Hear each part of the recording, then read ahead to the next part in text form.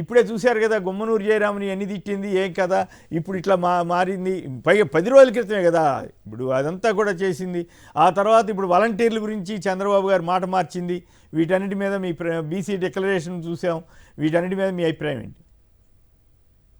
కేసర్ గారు, మీకు ప్రసాద్ రెడ్డి గారికి, గౌరవ శాసనసభ్యులు కరణం ధర్మశ్రీ గారికి, వీక్షకులకు అందరికి కూడా నమస్కారాలు.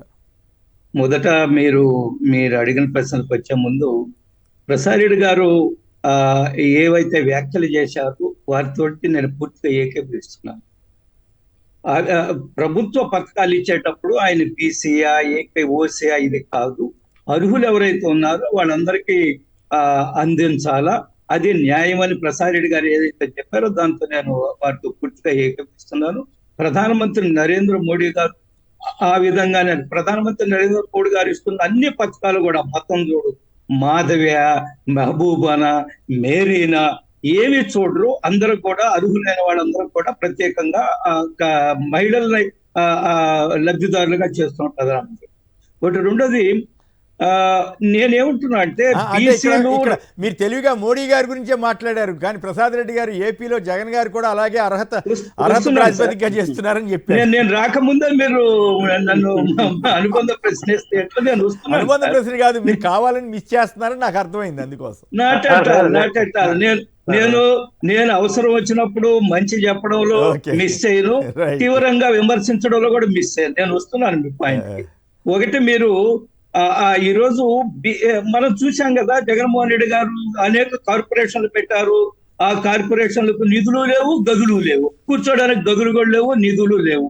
ఆ కార్పొరేషన్ ఏమైనా మనకి తెలుసు, ఎన్ని కార్పొరేషన్ కులాల వారి కూడా. నేనేమంటున్నా అంటే ఏదైనా ఎన్టీ రామారావు గారు వచ్చినప్పుడు నిజానికి బీసీలకి ఒక స్థానము రాజకీయాల్లో ప్రముఖ పాత్ర వచ్చిందంటే ఎన్టీ రామారావు గారి నుంచే వచ్చింది. అంతకుముందు చాలా తక్కువగా ఉండేది. అది మీరు ఏకీభవిస్తారు, నేను ఏకీభవిస్తా, ధర్మశ్రీ గారు కూడా ఏకీభవించాలా, ప్రసాద్ రెడ్డి గారు ఏకీభవిస్తారు. ఎన్టీ రామారావు గారు వచ్చిన తర్వాత రాజకీయాల్లో అనేక మంది రాజకీయాల్లో పైకి వచ్చారు, అనేక కార్యక్రమాలు ఎన్టీ రామారావు గారు చేశారు. కాబట్టి బీసీ విషయంలో చాలా చిత్తశుద్ధితో పనిచేశారు ఎన్టీ రామారావు గారు. నేనేమంటున్నా అంటే ఈ రోజు వాలంటీర్ల వ్యవస్థ గురించి మీరు మాట్లాడారు. వాలంటీర్ వ్యవస్థ, నేను ఆయన లైటర్ నోటి చెప్తున్నా, వాలంటీర్ వ్యవస్థ విషయంలో చాలా మంది రాజకీయ నాయకులకు చాలా కోపం ఉంది. అది ఇర్రెస్పెక్ట్ ఆఫ్ పొలిటికల్ పార్టీ కేఎస్ఆర్ గారు. ఎందువల్లంటే రాజకీయ నాయకుల ప్రాధాన్యత తగ్గిపోయింది, వాళ్ళ పాత్రే లేదు. ఎవరు రాజకీయ నాయకుల దగ్గరికి పెద్దగా వచ్చి ఇళ్ల దగ్గరకు వచ్చి అది చేయండి ఇది చేయండి అనే పరిస్థితి లేదు. ఎందుకంటే అన్ని వాలంటీర్లే చేస్తున్నారు. వాలంటీర్లే. ఆంజనేయ రెడ్డి గారు ఒక్క మాట క్లారిటీ ఇస్తారా? ఒకే ఒక మాట ఆంజనేయ రెడ్డి గారు అడగండి. ఒకే ఒక మాట క్లారిటీ. మేము జన్మభూమి కమిటీ లాగా వాలంటీర్లు మేము వాడుకోలేదండి. వాలంటీర్ అన్నవాడు సేవా దృక్పథంతో చేస్తున్నాడు. అందుకనే మేము సగర్వంగా చెప్తాం, మేము డెఫినెట్ గా డెఫినెట్ చేస్తామని. మీరు చేదరించుకోవచ్చు, అందరూ ఆదరిస్తున్నారు.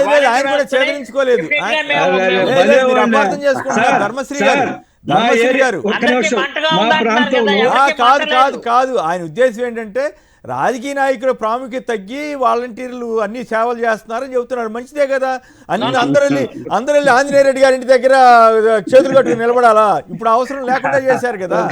నేను వస్తున్నాను. అదే మేము వాలంటీర్ వ్యవస్థ ఉంటుందని చెప్తాం. అదే జన్మభూమి కమిటీలు పునరుద్ధరిస్తాం అని చెప్పాలని దమ్ము ఉంటే చంద్రబాబుని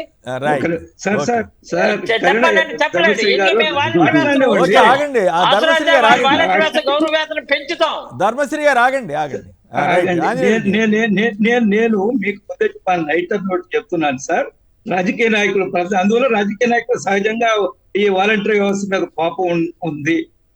వాలంటీర్ వ్యవస్థను దుర్వినియోగం చేయలేదా, లేదా వాలంటీర్ వ్యవస్థ ఎవరో ఒకరిద్దరు చేసిన వ్యక్తులు చేసిన తప్పులకు మొత్తం వ్యవస్థను తప్పు పట్టడం ఏమాత్రం సమంజసం కాదు. అది పవన్ కళ్యాణ్ గారు మాట్లాడినప్పుడు కానీ, చంద్రబాబు నాయుడు గారు మాట్లాడినప్పుడు కానీ నేను ఐ స్టూడ్ బిహైండ్ వాలంటీర్స్ గట్టిగా సమర్థించిన వాడిని. నేను ఎవరో ఒకరిద్దరు చేసిన తప్పులకు మొత్తం వ్యవస్థను తప్పట్టు కరెక్ట్ కాదంటారు ఒకటి. కానీ అధికార పార్టీ నాయకులు ఏం చెప్తున్నారు? వాలంటీర్లు మా వాళ్ళు, మేం చెప్పినట్టు చేయాలా, ఎలక్షన్ లో మీరంతా పని చేయాలా, ఎలక్షన్ కోసం పని చేయాలని అధికార పార్టీ నాయకులు మాట్లాడుతున్నారు కదా. వాలంటీర్ వ్యవస్థను దుర్వినియోగం చేస్తామని వాళ్లే చెప్తున్నారు కదా. కేసర్ గారు, మా ప్రాంతంలో నందిని అనే ఒక వాలంటీర్ ఉంది, అమ్మాయి అద్భుతంగా పనిచేస్తుంది, చాలా వండర్ఫుల్ గా సేవాభావంతో పనిచేస్తుంది.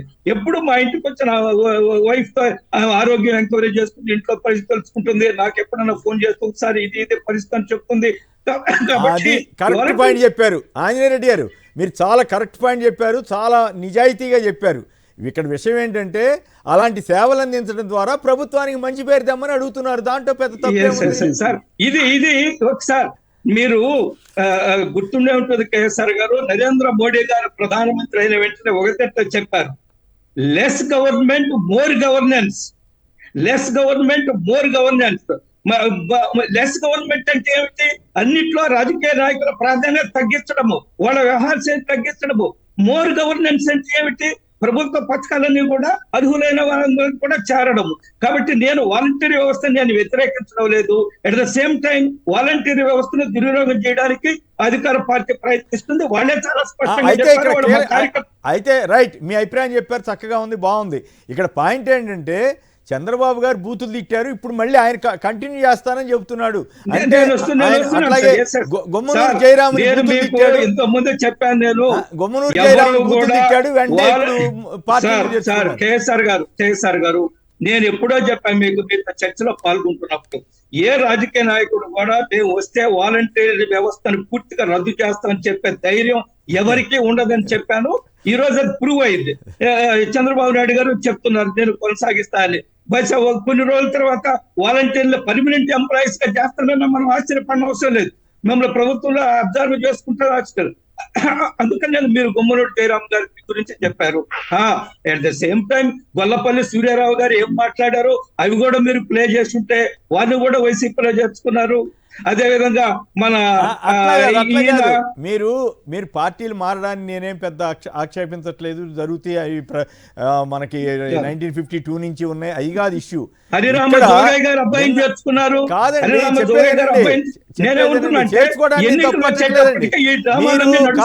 కాదు మీరు ఆంజనేయ రెడ్డి గారు తప్పించుకోదలిస్తే తప్పించుకోండి, నేను చేర్చుకోవడానికి తప్పు పట్టడం లేదు. కానీ నేను అడుగుతున్నది ఏంటంటే తెలుగుదేశం అధినాయకులు సరే పార్టీలో చేర్చుకుంటారా లేదా అనేది వేరే విషయం. వీళ్ళు బ్లాక్మెయిల్ రాజకీయాలు చేస్తున్నారా, రెడ్ బుక్ అని చెప్పి భయపెట్టే ప్రయత్నం చేస్తున్నారా, అట్లా చెప్పి మళ్ళీ మా పార్టీలోకి వస్తే మేము ఏం అనవని చెబుతున్నారా? ఇంత పెద్ద నాయకులు ఇట్లా మాట్లాడొచ్చా అన్నది నా ప్రశ్న.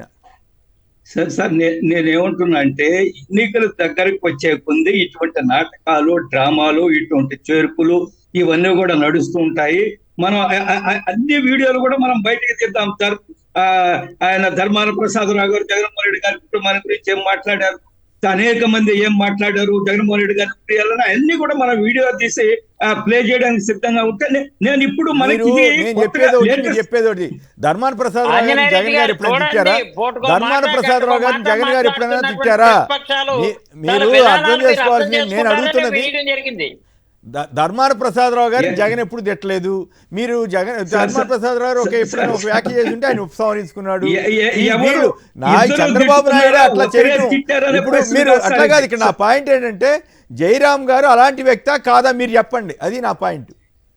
నేనేమంటున్నా అంటే చంద్రబాబు నాయుడు గారే అంత సీనియర్ నాయకుడు, 14 సంవత్సరాలు ముఖ్యమంత్రి, అపారమైన పరిపాలన అనుభవం ఉండే వ్యక్తే చంద్రబాబు నాయుడు గారు అబ్బాయి తీవ్రమైన విమర్శలు చేశారు. అందులో ఎటువంటి అనుమానం లేదు.